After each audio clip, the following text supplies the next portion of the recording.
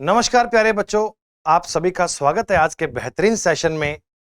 प्यारे बच्चों, मैं सुमित गोयल आप सभी का हमारे एसएससी सीजीएल के पीवाईक्यूज की सीरीज में हार्दिक स्वागत करता हूं। प्यारे बच्चों, आप लोग जानते हैं रीजनिंग एसएससी का एक बहुत ही आसान सेक्टर है, आसान सब्जेक्ट है, लेकिन जितना ये आसान है उतना स्कोर बूस्टिंग भी है। अगर इन क्वेश्चंस में, इन पेपर में, इन सवालों में कहीं हमसे गलती होती है तो उसकी रिकवरी करना बड़ा मुश्किल है। इंग्लिश, जीके, मैथ्स, चारों सब्जेक्ट विद रीजनिंग वेटेज तो बराबर है। जितने नंबर क्वेश्चन रीजनिंग के हैं उतने ही मैथ्स के हैं, उतने ही इंग्लिश के हैं। तो बच्चे इस सब्जेक्ट को बहुत लाइटली मानते हुए पढ़ते नहीं है कि हो ही जाता है।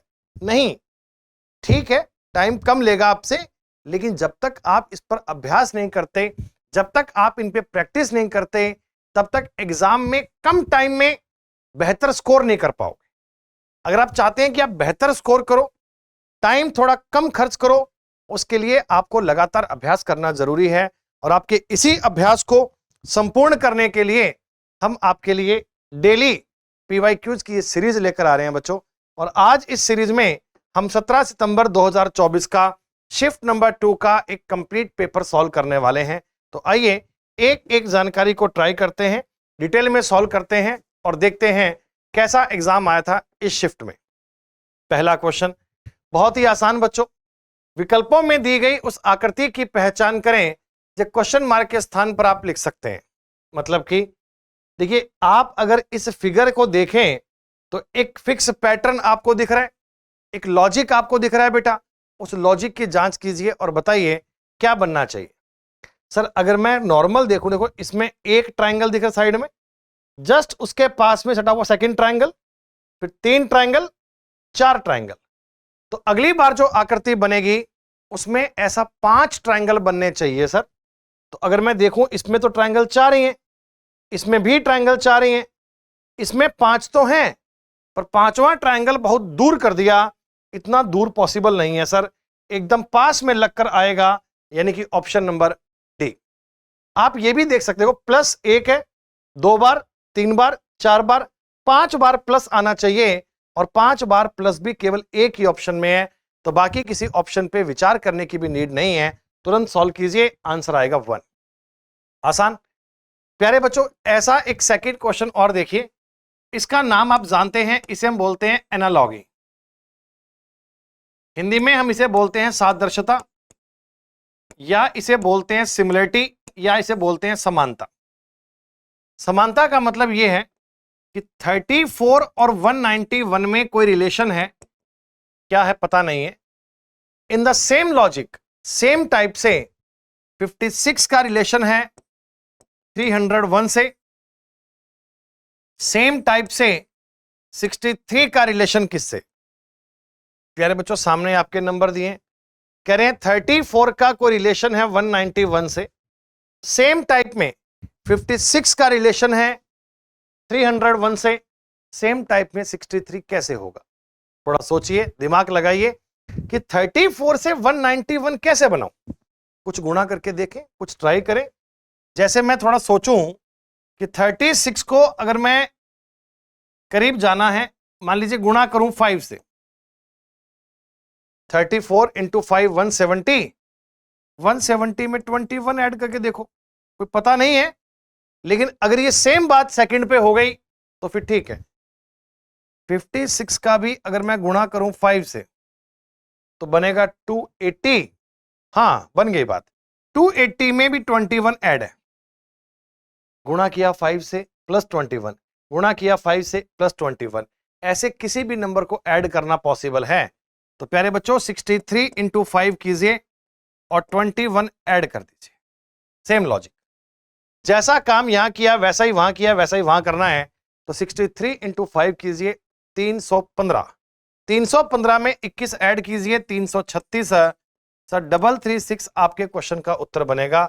सी is the right answer, C is the correct answer. Question बहुत ही सिंपल है, जानकारी बहुत आसान है, लेकिन ये लॉजिक ट्रेस कर पाना तभी संभव है जब आपकी प्रैक्टिस निपुण है। मैं कितने गुना करूं, 5 गुना करूं, फिर कितना जोड़ूं, ये सब आप क्वेश्चन कर करके सीखते हैं। किसी एक क्लास में इसका मंत्र पढ़ पाना पॉसिबल नहीं है, तभी हो पाएगा जब खूब सारे क्वेश्चन करेंगे, स्क्वायर क्यूब आपको याद होंगे, तब हर प्रकार के लॉजिक को ट्रेस कर पाएंगे बच्चों। आइए नंबर 3 क्वेश्चन शुरू करते हैं। और देखो ये जानकारी सॉल्व करने, ये है मेजर पॉइंट। क्या क्वेश्चन है? ए प्लस बी का मतलब है ए बी की मदर है। दो कोई भी नाम सिंबल हो, उनमें प्लस लगा है तो फर्स्ट सेकंड की मदर है। ए माइनस बी का मतलब है ए बी का भाई है, ओके। मल्टीप्लाई का मतलब है ए बी की पत्नी है, ओके। डिवीजन का मतलब है ए बी का पिता है। प्यारे बच्चों, पहली बात पढ़िए 4 माइनस 2। देखिए ए माइनस बी का मतलब ए बी का भाई, तो 4 माइनस 2 का मतलब 4 2 का भाई हो गया, 4 2 का भाई। 3 डिवाइड बाई 4, 3 डिवाइड बाई 4, जब a डिवाइड बाई बी था तो ए बी का पिता, तो 3 जो आएगा वो 4 का पिता होगा। सर 1 इंटू 3, ए इंटू बी का मतलब ए बी की पत्नी, 1 इंटू 3 मतलब 1 3 की पत्नी। और last a divide by b का मतलब ए बी का पिता, 5 डिवाइड बाई 1 का मतलब 5 1 का पिता। पॉइंट बड़ा सिंपल है सर। 2 का भाई है 4, 4 के पापा है 3, उनकी वाइफ है 1, 1 के पिता कौन है? 5। यस। अब हमसे पूछा गया हाउ इज 5 रिलेटेड टू 2। जो 5 है उसका 2 से क्या संबंध है? सर 2 के पिता, पिता की वाइफ मम्मी मदर, और मदर के पापा ग्रैंडफादर। तो 5 इज द ग्रैंडफादर ऑफ 2, या मैं कहूं 5 2 के नाना है। नाना मतलब मम्मी के पापा, ऑप्शन भी ऐसा ही दिया है, मदर्स फादर यानी कि माता के पिता। तो 5 कौन है? 5 2 की मदर के फादर हैं, 2 की मम्मी है 1 और 1 के पापा है 5। करेक्ट आंसर बनेगा D. D is the right answer, D is the correct answer. Simple. Number 4, sir ये भी एक क्वेश्चन वैसा ही दिया एनालॉजी का कि 27 का रिलेशन है 119 से, 33 का रिलेशन है 143 से। हम कह रहे हैं सेम टाइप में 42 का किससे बने? वही क्वेश्चन है एनालॉजी वाला जिसकी बात हमने अभी की थी कि भैया इन दोनों का कोई रिलेशन होगा, वही रिलेशन इन दोनों के बीच है, सेम रिलेशन उन दोनों के बीच है। तो रिलेशन सेम कहां बन रहा है वो ट्राई कर दीजिए प्यारे बच्चों। 27 का कोई मल्टीपल दिख रहा है? 27 का मैं डबल करूंगा 54, ट्रिपल करूंगा 81, 27 गुणा 4 करूंगा 108। ये करीब हो सकता है, देखना होगा मुझे। 27 गुना 4 करेंगे 108, 108 में आपने 11 ऐड किया। कोई स्पेसिफिक नंबर कुछ भी ला सकते हैं, विशेष कारण नहीं है सर। अगर मैं यहां ट्राई करूं सर, 33 गुना 4 होगा 132, 33 गुना 4 होगा 132, 132 में 11 ऐड करेंगे 143। हाँ 33 गुना 4 132, 132 में 11 ऐड किया 143। सर सेम अगर 42 में 4 ऐड करेंगे 168, 168 में 11 ऐड करेंगे 179। लॉजिक सेम है, जैसा लॉजिक इधर वैसा ही इधर, वैसा ही इधर। एनालॉजी का मतलब भी ये होता है कि लॉजिक आपका सेम बनना चाहिए, इस बात से कोई फर्क नहीं पड़ता कि कहां बन रहा है। Into 4 plus 11 into 4 plus 11 into 4 plus 11, तो 42 इंटू 4 168 प्लस 11 किया तो 179। यही आपके सवाल का उत्तर है। किसी और बात पे तो आपको दिमाग लगाने की आवश्यकता भी नहीं है। कर दीजिए ट्राई।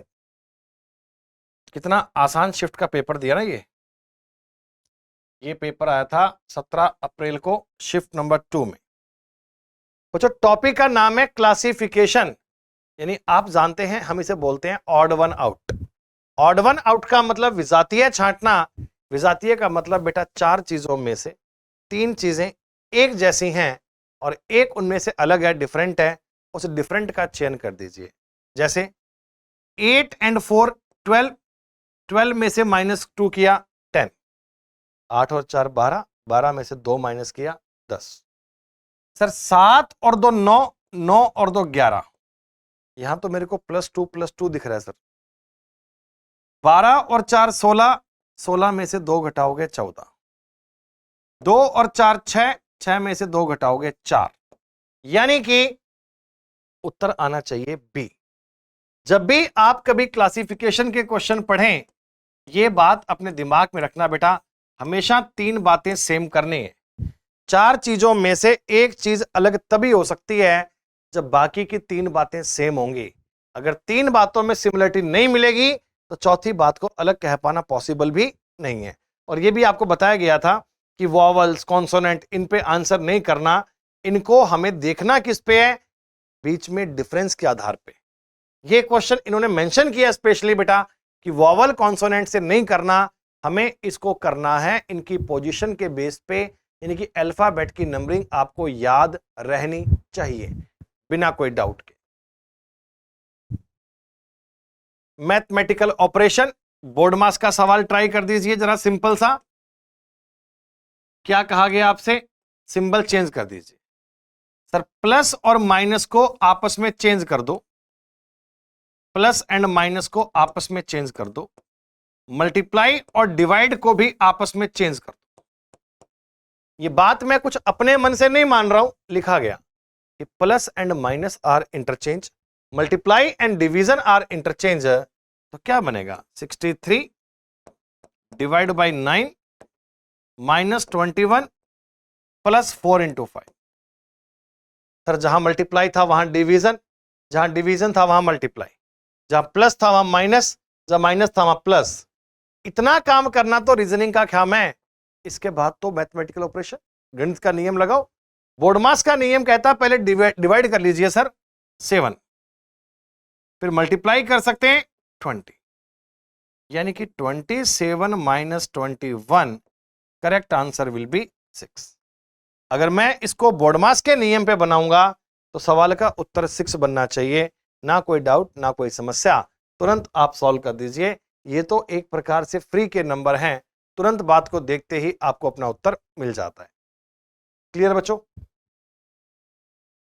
लो बताओ, फिगर सीरीज, यानी एक पर्टिकुलर आकृति सामने आपके बनाई जा रही है, इस आकृति के बेस पे अगला टर्म क्या आएगा वो बता दो। देखिए मैं यूं जरा समझूं कॉमन सेंस से, पहले ए है, फिर ए 45 डिग्री और मूव हो गया, 45 और हो गया, और हो गया, तो अब की बार जो ए आएगा वो कुछ ऐसे आएगा नीचे। पहले तो मैं इसको मिटा देता हूं यहां से क्वेश्चन मार्क के साइन को।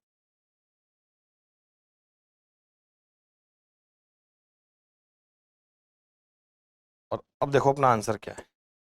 सर सर्किल तो आएगा ही आएगा, बीच में ए जो आएगा नीचे आएगा। 45 डिग्री आप ए को रोटेट कर रहे हैं, ए नॉर्थ में, नॉर्थ ईस्ट में, ईस्ट में, साउथ ईस्ट में, साउथ में। ए नीचे आने का मतलब इसमें है, इसमें तो है ही नहीं सर। अच्छा उसके बाद देखो एल, एल यहां नॉर्थ में, नॉर्थ ईस्ट में, ईस्ट में, तो एल आना चाहिए इस तरफ, यानी कि साउथ ईस्ट में। वो डायरेक्शन एल की देखूंगा तो उत्तर आपका सब में ही। एल के बाद बच्चों के, नॉर्थ में, नॉर्थ ईस्ट में, और ईस्ट में आना चाहिए के, इस साइड में आना चाहिए एम, और यहां आना चाहिए कुछ नया, तो एम ये आंसर नहीं है। सर ऊपर कुछ नया भी आना चाहिए, ये भी आंसर नहीं है, तो आंसर क्या बनेगा? डी। यानी मैं यूं कहूं आपसे कि प्रत्येक लेटर 45 डिग्री आगे मूव हो जाता है और टॉप साइड में हर बार एक नया आ जाता है। यह सीक्वेंस तो केवल डी ऑप्शन फॉलो कर रहा है, डी के अलावा किसी और ऑप्शन में ऐसा नहीं हो पा रहा। नंबर सीरीज, और नंबर सीरीज का तो आपको पता है कि जब इतने आसपास के नंबर दिखें तो डिफरेंस ही देखना होता है। हमें इस सीरीज में कुछ और मैच नहीं करना, केवल और केवल डिफरेंस देखिए। अगर मैं इनका डिफरेंस देखूं तो आ रहा है 57, 51, 6, 57, ठीक है सर। इनका डिफरेंस दे रहा है 60 आ रहा है 60,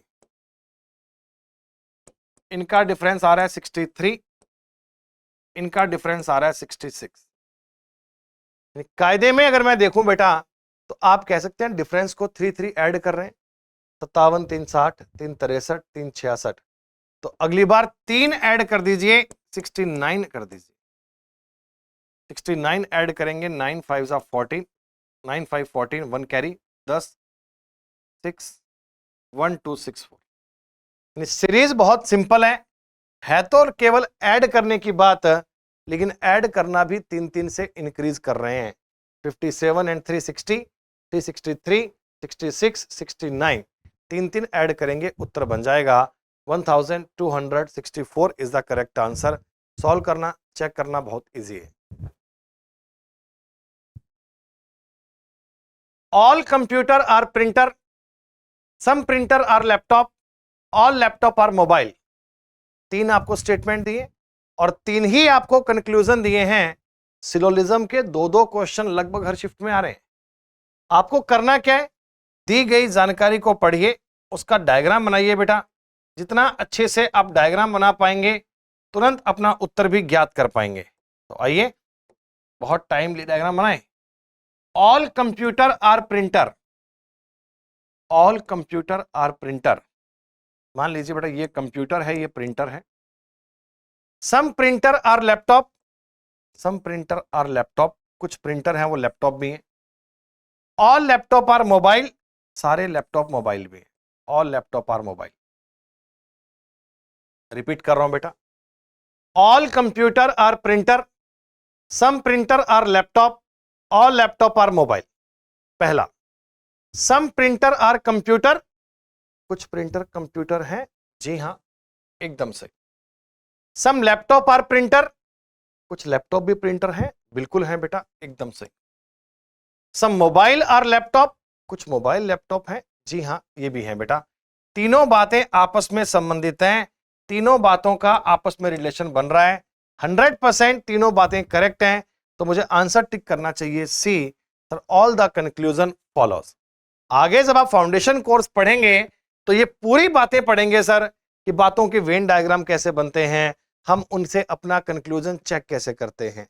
क्योंकि ये आपकी प्रैक्टिस क्लास है, क्योंकि हम पीवाईक्यूज को सॉल्व कर रहे हैं, तो हर एक क्वेश्चन पे 1 घंटे का कॉन्सेप्ट नहीं कर सकते, लेकिन ये जानते हैं कि डायग्राम कुछ ऐसा बनता है और तीनों बातें आपकी करेक्ट होती हैं। उत्तर आना चाहिए all the conclusion follow, 1 2 3 all are correct. Echo is related to ZXPL in an English alphabetical order. Okay. HIN is related to SRMW. तो PUKE का कोड क्या बनेगा? मतलब क्या है बेटा? Echo लाइफ इंश्योरेंस है क्या? Echo, इसको हमने कोड किया है ZXPL। इसी प्रकार हमने HIND का कोड किया, इसका कोड बनेगा SRMW।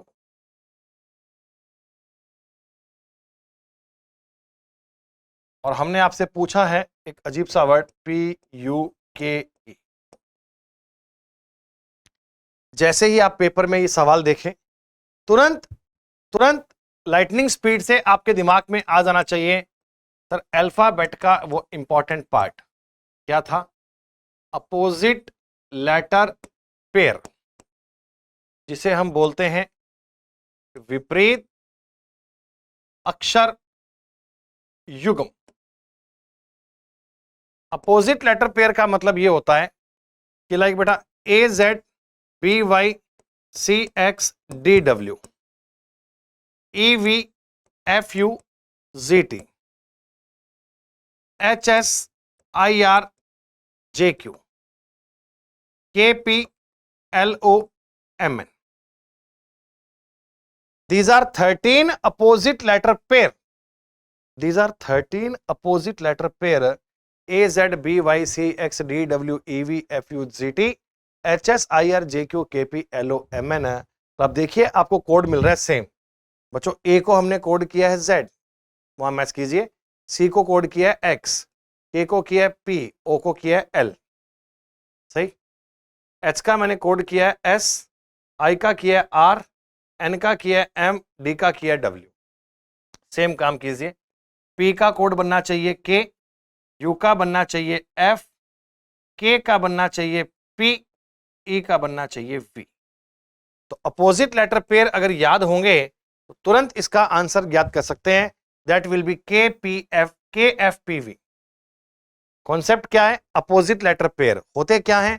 A Z B Y C X D W E V F U G T H S I R J Q K P L O M N. ये 13 pair आपको याद करने हैं ताकि कोडिंग डिकोडिंग एनालॉजी के इस प्रकार के क्वेश्चन में तुरंत अपना काम कर पाए, सवाल को सॉल्व कर पाए। पूरा सवाल लिखने की नीड नहीं होती। क्या है? What you think you become, F E M O S U T A Z A code की।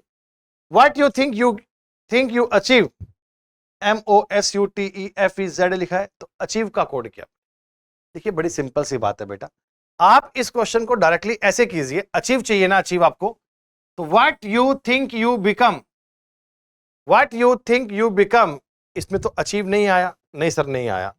इसका मतलब इसके जो कोड है ये वाले, इनमें से कोई भी कोड अचीव का नहीं होगा। अगर उस वर्ड में अचीव नहीं है तो इनमें से कोई भी कोड अचीव का तो नहीं है। एफ ई नहीं सर, ये तो आंसर हो नहीं सकता। एम ओ आंसर हो नहीं सकता। एस यू नहीं हो सकता। टी ए नहीं हो सकता। जेड ए नहीं हो सकता। उत्तर यही बनेगा।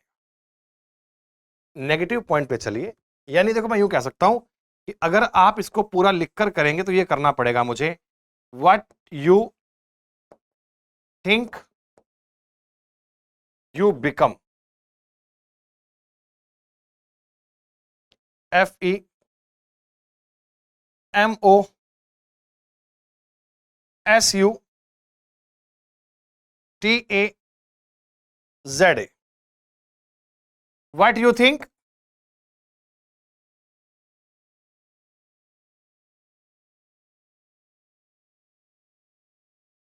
You achieve. कोड दिया है M O S U T E F E Z A. तो इतना सब देखो लिखकर भी आप यूं सवाल करेंगे, टाइम लगेगा, आंसर तो आ जाएगा। पर मैं कह रहा हूं सुनो, इस पूरी कहानी में कहीं भी अचीव नहीं है, तो इनमें से कोई भी कोड अचीव का होगा ही नहीं। तो आपने एफ ई मना कर दिया, एम ओ मना कर दिया, जेड ए मना कर दिया, बच गया टी। या यूं कहिएगा इनमें और इनमें कॉमन क्या है? कॉमन है इनमें what, one, you, think, four. चार चीजें कॉमन हैं और उधर भी चार कॉमन होंगी। जैसे एफ ई कॉमन है, एम ओ कॉमन है, एस यू कॉमन है, जेड ए कॉमन। चार चीजें कॉमन है, चार वहां कॉमन है, एलिमिनेट कर दीजिए, बाकी कोड बच गया। बिकम का कोड बच गया बच्चों टी ए, अचीव का बच गया टी ई। आपसे कोई पूछे बिकम का कोड क्या है तो भी ज्ञात कर सकते हैं, टीई का सॉरी अचीव का कोड क्या है तो भी ज्ञात कर सकते हैं। तरीका इसमें काम क्या आ रहा है वो है कॉमन कोडिंग। कॉमन ट्राई कीजिए और कोडिंग को सॉल्व कर दीजिए। नॉइज, शोर शराबा, हल्ला गुल्ला, नॉइज कर रहे हैं बच्चे क्लास में, साइलेंस, शांति। तो क्या दोनों एक प्रकार के अपोजिट हैं? जी हां, विलोम शब्द है सर। नॉइज और साइलेंस अपोजिट है। लाइट का अपोजिट क्या होगा? डार्कनेस।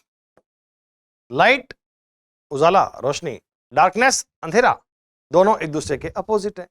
इसका संबंध इससे है, मतलब कि आपस में अपोजिट है। तो लाइट का अपोजिट क्या होगा? लाइट का अपोजिट होगा डार्कनेस। सिंपल। लेटर सीरीज का क्वेश्चन सॉल्व कर दीजिए बेटा। और ये बात आप जानते हैं कि फर्स्ट लेटर की सीरीज अलग बनेगी, सेकंड की अलग बनेगी, थर्ड की अलग बनेगी, फोर्थ की अलग बनेगी। सबको अलग अलग चीजों को ऐसे ही सॉल्व करना। जैसे 5 and 2 7, 7 and 2 9, 9 and 2 11, 11 to 13। Alphabet की नंबरिंग को याद रखो बेटा, दिमाग में आना चाहिए कि फर्स्ट लेटर तो दो दो ऐड करके बन रहा है, सोचना भी नहीं है आगे। 17, 16, 15, 14, 13, सेकंड वाले में एक एक माइनस चल रहा है। 2, 4, 6, 8, 10 प्लस 2 चल रहा है। 25, 24, 23, 22, 21 माइनस 1 चल रहा है। फर्स्ट वाले में 2 प्लस, सेकंड वाले में 1 माइनस, थर्ड वाले में 2 प्लस, लास्ट वाले में 1 माइनस है। तो IOFW उत्तर क्या बनेगा? ए। तरीका क्या है? अल्फाबेट की नंबरिंग। नंबरिंग आपके दिमाग में रहनी चाहिए और हमेशा अल्फाबेट की नंबरिंग को ऐसे माइंड में ही किया करो। लिखने की नीड नहीं होती कि आप 5, 17, 2, 25 लिख रहे हो ना, दिमाग में सॉल्व करना है ताकि 5, 7, 9, 11, 13 ऐसे पढ़ पाए। एग्जाम ऑनलाइन होगा, ऑनलाइन स्क्रीन पर देख के सॉल्व करना है, लिखने का टाइम बचाना है, लगाना नहीं है आपको। अगेन बच्चों एक क्वेश्चन आया बोर्ड मास, या आप इसे बोलते हैं मैथमेटिकल ऑपरेशन, या हम इसे बोलते हैं गणितीय संक्रिया। क्या कह रहा है कि प्लस और माइनस के साइन आपस में चेंज कर दीजिए, मल्टीप्लाई और डिवाइड को भी आपस में चेंज कर दीजिए। अपने मन से कुछ नहीं करना, आपने कहा है, मैंने करा कि मल्टीप्लाई और डिवीजन को चेंज कीजिए। 31 into 3 plus 186 divide by 6 minus 70। Sir जहां मल्टीप्लाई था वहां डिवीजन, जहां डिवीजन था वहां मल्टीप्लाई, जहां प्लस था वहां माइनस, जहां माइनस था वहां प्लस। 31 गुणा 3 करेंगे 93 प्लस 31 माइनस 7, ये बन गया सर 124, माइनस करोगे 17, आंसर आ जाएगा 107। Option number D. Bracket of division, multiply, add और सब्ट्रैक्ट, हमेशा इस नियम को फॉलो करना होता है। ये नियम अंडरस्टूड है, लिखा नहीं जाता, पता है। पहले आपको डिवाइड करना है, मल्टीप्लाई करना है, फिर प्लस माइनस करने हैं। ये सवाल पेपर में आते हैं और इतने आसान लेवल के ही आते हैं बच्चों। एक और ट्राई कर दीजिए, नेक्स्ट क्वेश्चन सिलॉक्स का, जल्दी से आंसर दीजिए, क्या बनेगा?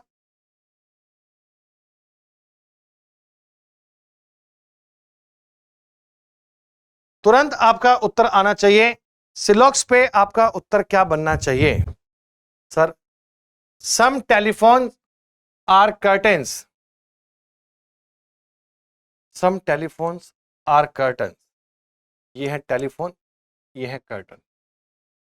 ऑल कर्टन्स आर लैंप्स, सारे सारे कर्टन जो हैं वो लैंप है।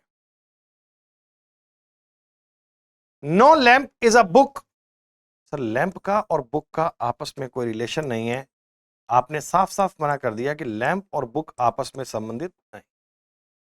मेरे पास 3 स्टेटमेंट थे और तीनों के डायग्राम बन गए सर। क्या बने? सम टेलीफोन आर कर्टेन, कुछ टेलीफोन कर्टेन है, सारे कर्टेन लैंप हैं और कोई भी लैंप बुक नहीं है। कंक्लूजन देखिए पहला, all lamp are telephone, sir सारे सारे लैंप टेलीफोन है क्या? नहीं सर, हो सकते हैं पर हैं थोड़ी। No book is a lamp, कोई भी बुक लैंप नहीं है। हाँ, कोई लैंप अगर बुक नहीं है तो बुक भी तो लैंप नहीं है, दोनों के बीच में लाइन है। इसका मतलब लैंप और बुक का आपस में कोई संबंध नहीं है, लैंप और बुक की आपस में कोई बातचीत नहीं है, कोई जानकारी नहीं है बेटा। 2 ही दिए थे, तो दोनों कंक्लूजन में से फर्स्ट तो गलत है, केवल सेकंड वाला फॉलो करता है। कौन सा कंक्लूजन करेक्ट है? Only second, second is the right answer, second is the correct answer.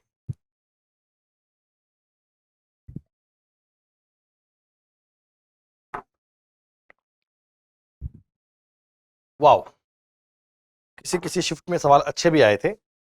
ये है सर काउंटिंग ऑफ स्क्वायर। अगर आप यूं तरीके में काउंट नहीं करेंगे तो यकीनन भूल जाएंगे बेटा।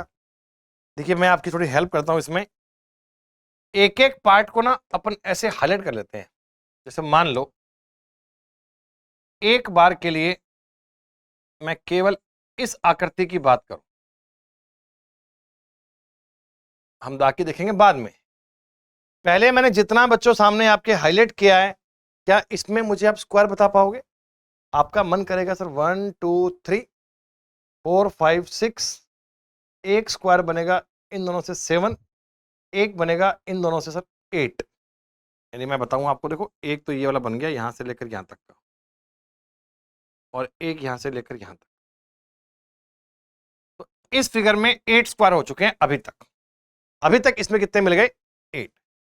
थोड़ा काम और कीजिए बेटा, देखो एक स्क्वायर बगल में ये रहा 9, और एक आपको दिखेगा पूरा ये वाला 10, 2 और हो गए।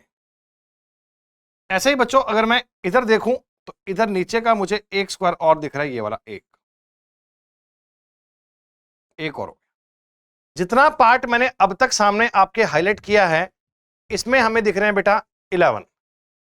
थोड़ा ऊपर चलिए सर, एक एक 2, और एक ये पूरा 3, और एक ये पूरा 4, 4 स्क्वायर और दिख गए बेटा। एक मैं इन दोनों बॉक्स को मिलाकर भी तो एक कह सकता हूं, यहां से एक और आ जाएगा। 8 2 10, 11 4 15, 1 16। जितना पार्ट हमने हाईलाइट कर दिया उसमें हमें 16 स्क्वायर मिल चुके हैं। एक आपको मिलेगा ऊपर 17, एक और मिलेगा 18, एक और मिलेगा 19 और एक बच्चों मिलेगा पूरा स्क्वायर बड़े वाला 20। टोटल 20 स्क्वायर इसमें हैं। देखिए सब लाइंस कवर हो चुकी हैं, कोई भी लाइन नहीं बची है। इसका मतलब आकृति में टोटल 20 स्क्वायर है। नंबर ऑफ स्क्वायर काउंट करने के लिए यही तरीका आपको लगाना होगा, एक एक पार्ट को देखना होगा। आकृति आपने रैंडमली बनाकर दी है, कोई एक फिक्स पैटर्न नहीं है, तो फिक्स पैटर्न नहीं है तो काउंट भी ऐसे ही करना होगा, उसके लिए भी कोई डायरेक्ट तरीका नहीं होता। क्लियर? 17। 4 में से 3 संख्याओं में आपको मिल रही है सिमिलरिटी, यानी सवाल है ऑड वन आउट का। और प्यारे बच्चों, ऑड वन आउट तभी होता है जब 4 में से 3 बातें सेम होती। जब तक आपको 3 बातों में सिमिलरिटी नजर नहीं आएगी तब तक वो ऑड वन आउट भी नहीं है। कैसे करें सर? देखिए 40 और 52 को अगर मैं 4 से सॉल्व भी कर लूं, कट भी कर लूं, तो ये बनना चाहिए 10 13। भाई 4 से काटेंगे 10, 4 से काटेंगे 13, ठीक। ये दोनों बेटा 9 से कट पाएंगे, रेशो बनेगा 5 6। 45 और 54, 9 5 जा 45, 9 6 जा 54। सर इनको अगर 7 से काटेंगे तो बनेगा 5 6। 7 गुना 5 35, 7 6 42। सर 11 से काटेंगे तो बनेगा 5:6। ओके, यहां भी सर 5 6 का रेशो है, 5 6 का रेशो है, 5 6 का रेशो है। ए वाले ऑप्शन में ऐसा रेशो नहीं है, तो हर हाल में आपका उत्तर ए बनना चाहिए। करेक्ट आंसर विल बी ए। ए को लॉक कर दीजिए, ए को कंफर्म कर दीजिए। ए के अलावा कोई और काम करने की आवश्यकता नहीं है। क्वेश्चन बेहद आसान, जानकारी बहुत सिंपल। एक और ट्राई करना। एक निश्चित तरीके में आपने पेपर को फोल्ड किया और कट किया तो फिगर कैसी बननी चाहिए, आकृति कैसी बननी चाहिए। तो एक पेपर को मैंने फोल्ड किया, पहले राइट में यानी लेफ्ट में, फिर नीचे। जब भी कागज ऊपर नीचे खुलेगा वाटर इमेज बनेगी, जब भी कागज लेफ्ट राइट में खुलेगा मिरर इमेज बनेगी। सर इसमें आप देखोगे नीचे ट्रायंगल है, ऊपर सर्किल। जब ये आकृति ऊपर फ्लिप हो जाएगी तो ऊपर बनेगी इसकी वाटर इमेज। वाटर इमेज का मतलब top and bottom change, left और राइट सेम। यानी कि बेटा मैं कह सकता हूं कि ऊपर की साइड में यूं ट्रायंगल बनेगा और उसके बगल में यूं स्क्वायर सर्किल बनेगा। तो ऊपर होगा ट्रायंगल, नीचे सर्किल। सर ये बात गलत है। ऊपर ट्रायंगल, ऊपर की साइड में ट्रायंगल, ये वाली बात सही नहीं। ऊपर की साइड में ट्रायंगल, ये भी सही नहीं है सर। 3 ऑप्शन तो आपके तुरंत एलिमिनेट हो गए, आगे किसी बात को चेक करने की नीड नहीं है। कागज ऊपर नीचे खुलेगा वाटर इमेज बनेगी, कागज लेफ्ट राइट में खुलेगा मिरर इमेज बनेगी। दोनों बातों को वेरीफाई कर दीजिए और किसी काम पे ध्यान करने की नीड नहीं। 19। एक एक लेटर का कोड दिया गया सर। टाइड का कोड ये दिया है, डेंट का कोड ये दिया है, एन का कोड बताओ। सर अगर ये भी मैं सवाल देखूं तो एक प्रकार का कॉमन कोडिंग का क्वेश्चन तो है। 9 4 5 7, डेंट DENT, ये बनना चाहिए 7 5 9 3। सुनो मेरी बात, आप अगर गौर से देखो, देखो डी इन दोनों में कॉमन है, ई इनमें कॉमन है, टी इनमें कॉमन है। एक एक अक्षर का एक एक कोड था, ऑर्डर सीक्वेंस कुछ नहीं है। इस साइड में 9 5 7 कॉमन है, यस।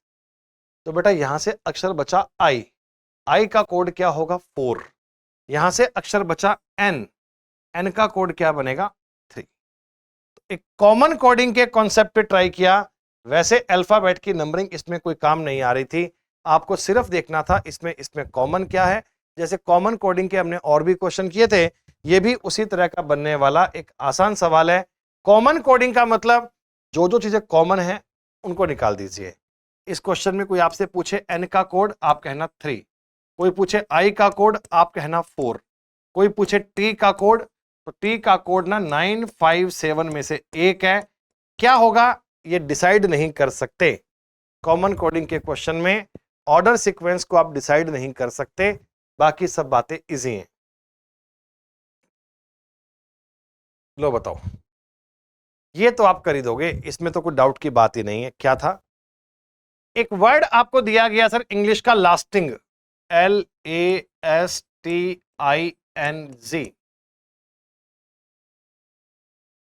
शब्द लास्टिंग के प्रत्येक अक्षर को अंग्रेजी वर्णमाला के क्रम में व्यवस्थित किया गया। तो पहले इसे इंग्लिश के ऑर्डर में लगाओ सर। तो पहले आएगा A, फिर Z, फिर I, फिर LNST। इंग्लिश अल्फाबेट में तो ये ऑर्डर बनना चाहिए, पहले आएगा बच्चों A के बाद G, फिर I, फिर LNST। अब आप बताइए, इस प्रकार बने अक्षर समूह में बाएं छोर से दूसरे अक्षर यानी कि Z, दाएं छोर से चौथे अक्षर यानी L, Z और L के बीच में अंग्रेजी वर्णमाला में, यानी यहां नहीं, इंग्लिश अल्फाबेट में Z और L के बीच में कितने होते हैं? 4 होते हैं बेटा, GHIJKL। तो इंग्लिश अल्फाबेट में Z और L के बीच में कितने अक्षर होते हैं? Correct answer 4। How many letters between Z and L? तो Z और L के बीच में होते हैं 4। 4 कहां कहां? HIJK।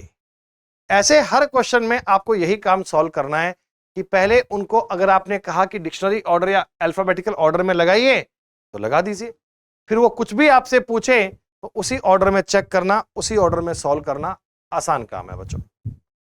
21 number question. वाह, एक ऐसा आपको पेपर दिया और ये ट्रांसपेरेंट कागज है, मतलब इसके आर पार आप देख सकते हैं। फिर मैंने कहा भैया जब इसको ऊपर से नीचे फोल्ड कर दिया तो कैसे बनेगा? भाई जब ऊपर की आकृति को नीचे फोल्ड कर दोगे तो आप जानते हैं बच्चों वाटर इमेज बननी चाहिए। जब भी कागज ऊपर नीचे फोल्ड होगा क्या बनेगा? वाटर। और वाटर इमेज में आपको याद रखना है कि आकृति का टॉप एंड बॉटम चेंज होगा बच्चों, लेफ्ट राइट पे कोई चेंज नहीं हो सकता, केवल आकृति का टॉप एंड बॉटम चेंज करना है, केवल आकृति का टॉप एंड बॉटम। ये देखो, ये तो आकृति है ही, ये तो था ही। अब जो ऊपर वाला पार्ट है ये नीचे फोल्ड हो जाएगा। टॉप एंड बॉटम को मतलब ये ऊपर का पार्ट है नीचे फोल्ड हो जाएगा, तो टॉप एंड बॉटम चेंज हो गया। तो फिगर ऐसा एरो बनना चाहिए सर। ए ऑप्शन नहीं है, बी ऑप्शन नहीं है, हाँ सी में ऐसा ही एरो है, डी भी नहीं। पेपर फोल्डिंग एंड कटिंग, यकीन मानिए पूरा टॉपिक मिरर और वाटर इमेज पर डिपेंड करता है। जब जब आप कागज को ऊपर नीचे फोल्ड करते हैं वो वाटर इमेज बन जाती है, जब जब कागज को लेफ्ट राइट पे फोल्ड करते हैं वो मिरर इमेज बन जाती है, और इसके अलावा कोई विशेष काम नहीं है बेटा। एम्बेडेड फिगर, यानी कि देखिए क्वेश्चन में आपको एक आकृति दी गई है, मैं थोड़ा सवाल आपको जूम कर देता हूं ताकि आप ठीक से देख पाए बेटा। ये देखो, अब इसमें है क्या ना, यहां मुझे एक इस टाइप की फिगर दी गई है। अगर मैं इसे थोड़ा हाईलाइट करके बताऊं, देखो कि same to same ditto figure चाहिए, ये एग्जैक्टली फिगर चाहिए कौन से ऑप्शन में है। और ये भी कहा गया रोटेशन इज नॉट अलाउड, आकृति को घुमाने की अनुमति नहीं है, आप इसे घुमा नहीं सकते।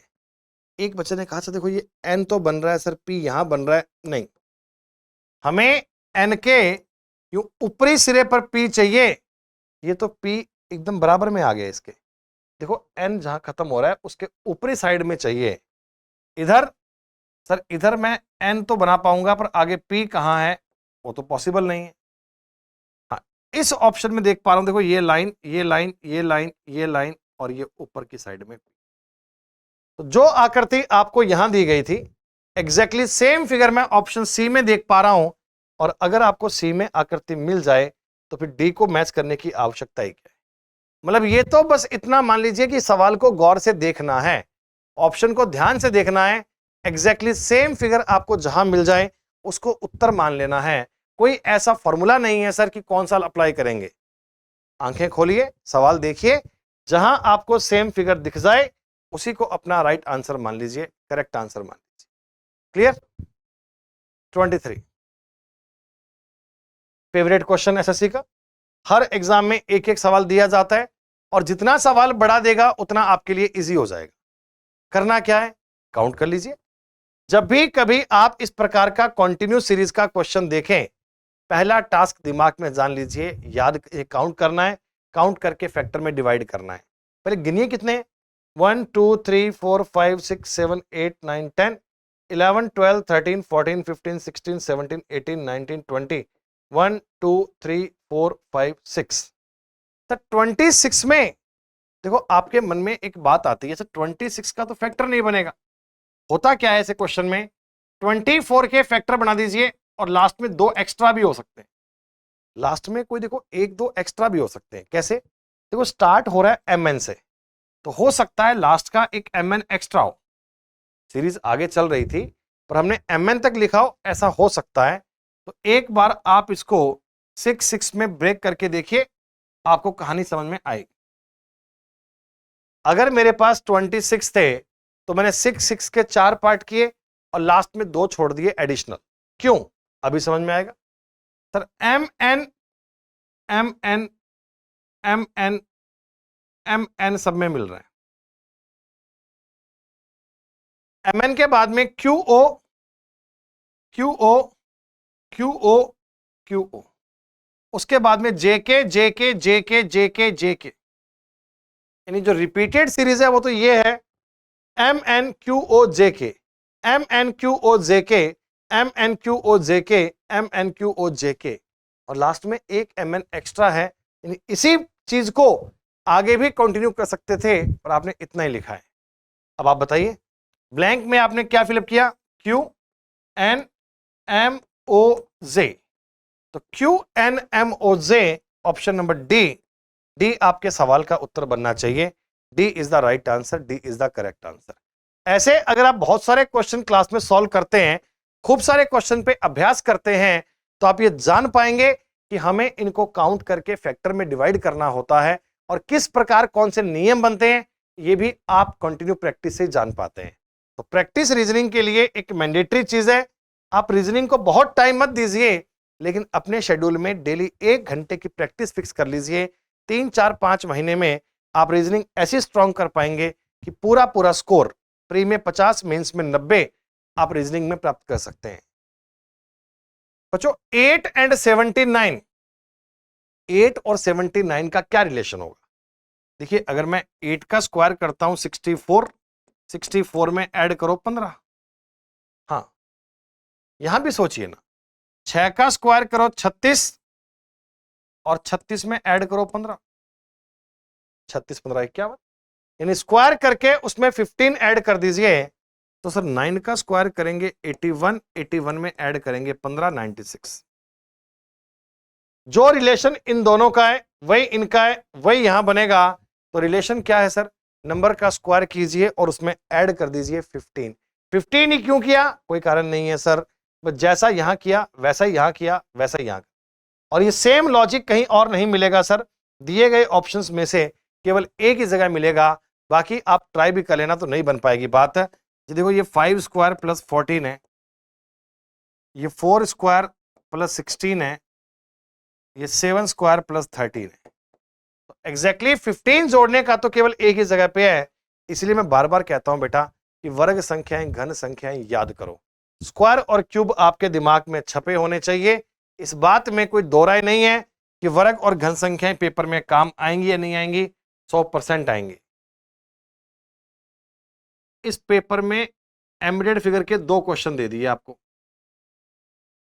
लो बताओ, ये जो आकृति मैंने मार्क की है सेम तुम्हें कहां दिख रहा है? और ये भी कहा गया आकृति को रोटेट करना अलाउ नहीं है। थोड़ा सा यूं आंखें खोल के देख लेना, तुरंत आपको नजर आ जाएगा कि दी गई आकृति ऑप्शन नंबर सी में। डिट्टो सेम आकृति ऑप्शन नंबर सी में है सर, सी के अलावा और कहीं पे आकृति नहीं है। तो वही आपके सवाल का उत्तर है, वही आपकी बात है। प्यारे बच्चों, ये अपने जो पेपर सॉल्व किया ये हमारा 17 अप्रैल का शिफ्ट नंबर 2 का पेपर था। उम्मीद करता हूं सारे क्वेश्चन आपको समझ में आए होंगे, जानकारियां आपको प्रॉपर वे में समझ में आ गई होंगी। आप इस पेपर के बारे में आपका क्या लेवल था, कितने क्वेश्चन कर पाए, क्या बातें आपको समझ में आई, कमेंट सेक्शन में बताइएगा जरूर। सीरीज हमारी जारी रहेगी और इसी प्रकार के पेपर मिलते रहेंगे बेटा। तो मिलते हैं अगली क्लास में, तब तक के लिए शुक्रिया। जय हिंद, जय भारत।